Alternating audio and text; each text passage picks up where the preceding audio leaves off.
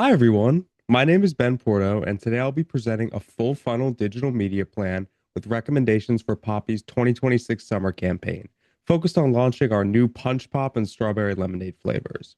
The goal is to move consumers through the funnel. We want them to move from awareness to the trial of new flavors with the goal of making a consumer a repeat purchaser. From a CMO perspective, we're focused on building cultural relevance, strong engagement, and brand visibility. From a CFO perspective, every channel and tactic is designed to be efficient, measurable, and directly tied to business outcomes. Throughout this presentation, I'll walk through not only what we're doing, but why it's most effective and an efficient approach to solving the launch challenge. Now let's dive in. Let's start with the agenda. First, I'll go over the campaign overview and objectives to establish the strategic foundation. Then I'll move into the channel plan and budget allocation, followed by detailed breakdowns of search, social, programmatic, and e-commerce strategies. Finally, I'll cover measurement and KPIs and close with the overall recommendation and project goal for this campaign. Our campaign will be centered around driving awareness to our newest flavors, Punch Pop and Strawberry Lemonade. The key opportunity here comes from our functional beverage category. We know that the demand for healthy soda alternatives is increasing, but the understanding of consumers of these products is still limited. For example, if a customer is comparing Poppy, Olipop, or Diet Coke to each other, they may not fully understand the differences of each or the benefits. This creates a situation where visibility and repetition become critical. The brand that shows up the most consistency and clearly wins attention is the one that's going to get the highest audience. So that's what we want to go after. Our target audience will be Gen Z and millennials, and they're especially important here because they rely heavily on digital platforms for discovery. They're not finding products through traditional ads, they're finding them through content creators, influencers, and recommendations they see online. This needs to be a strong focal point of our marketing tactics. From a product standpoint, I think Poppy is positioned well. It's low sugar, prebiotic benefits, and it offers a strong flavor, so it's going to stand out in the market. That means our strategy must focus on flavor driven discovery. Understanding this, we can use the excitement of the new flavors to generate curiosity and then reinforce that curiosity through repeated exposure across channels. As you can see by our model here, the objectives of our campaign are structured to directly align with the consumer journey. First, we increase the awareness of the new flavors by reaching a broad but relevant audience. Second, we generate buzz and shareability through social content and influencers. And third, we drive first-time trial, which is the most important KPI for the campaign. And lastly, we aim to convert that trial into repeat purchase behavior. What's important here is that each stage of the funnel connects to a measurable outcome. We're not just investing in awareness for visibility. We're investing in awareness to ultimately drive trial and revenue. The channel plan I've come up with is our most important strategic slide because it answers the core question. How do we generate awareness at scale while staying efficient with our budget? Many brands would default into putting most of their budget into social media. And while that does drive engagement, it also creates inefficiencies due to high competition rate for views and rising CPMs. This is exactly why I'm suggesting a diversified approach. It'll look something like this. Social will receive 35% of the budget because it's still our primary driver of discovery. CTV and streaming receive 25%, allowing us to reach consumers in high attention environments like Hulu and Roku. These platforms are important because they are less saturated than social media, meaning we can achieve an efficient and impressionable target audience. Programmatic display receives 20% to support retargeting and mid-funnel engagement. This ensures that users who interact with our content are retargeted rather than lost within pieces of the funnel. Search and e-commerce also receive 10%. This is to capture demand and drive conversion.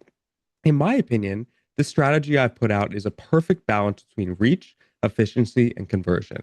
An alternative approach to consider would be to allocate 60 to 70% of the budget to social alone. And while I think that could increase short-term engagement, it would likely increase for costs and reduce efficiency at the scale, which is why I believe this diversified approach provides a better long-term return on investment. Now let's move forward with search. Our goal with search is to capture high-intent demand. As shown on this slide, we structure our campaigns across brand, category, and problem-based keywords. This ensures we capture impressionable users at different levels of intent. For example, someone searching Poppy soda is already familiar with the brand, but someone searching healthy soda is exploring alternatives or other options on the market, and someone searching low sugar drinks is trying to solve a specific need. Covering all three intent-based searches allows us to maximize our reach within these high-intent niches. Looking at it from a financial perspective, Search is one of the most efficient channels because it targets users who are already interested. This makes it a driver of conversion, even with a smaller budget allocation. Let's move on to social.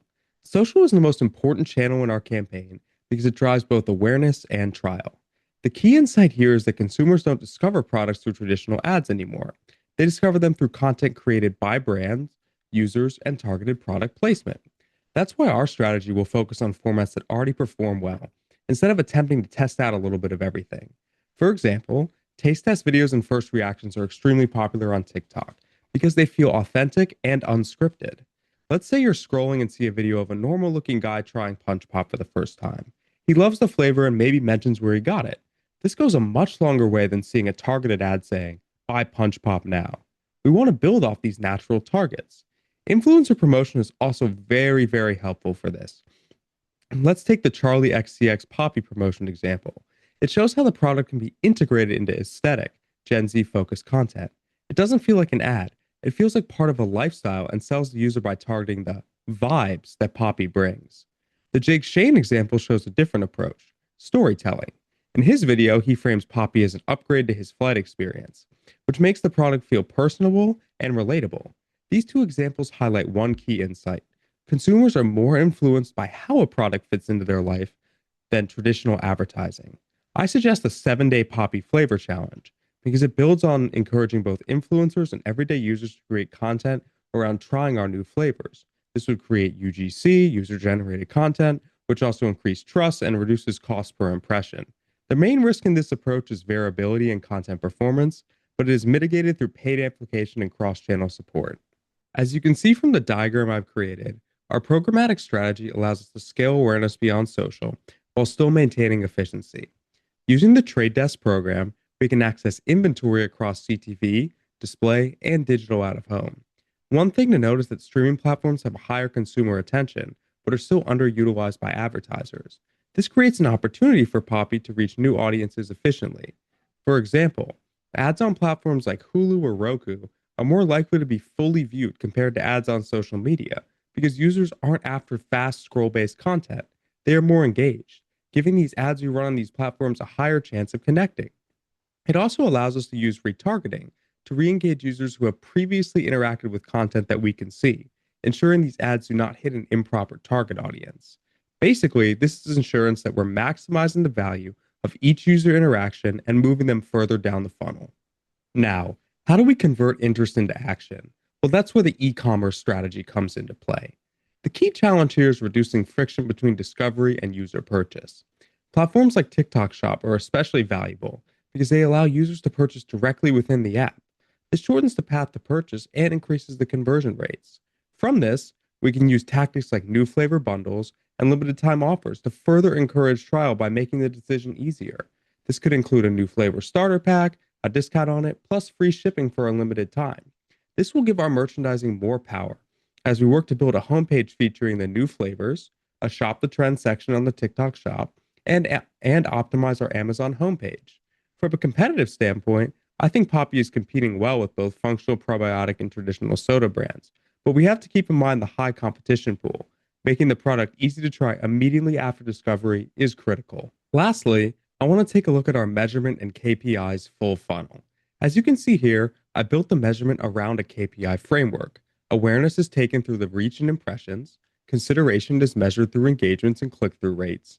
Conversion is measured through purchases, CPAs, ROAs, and most importantly, first-time user trial. All these metrics are directly measurable through platform analytics. This allows us to continuously optimize performance by shifting budget and testing creatives.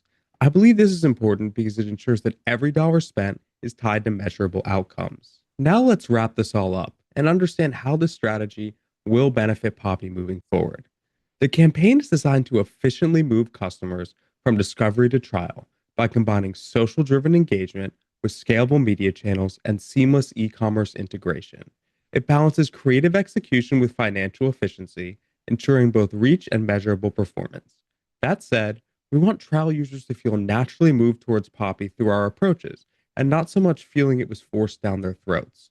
I believe that by aligning our campaign with how consumers discover and purchase products today, Poppy is well positioned to drive immediate trial and long-term growth. Thank you so much for your time. I hope everyone has a great day.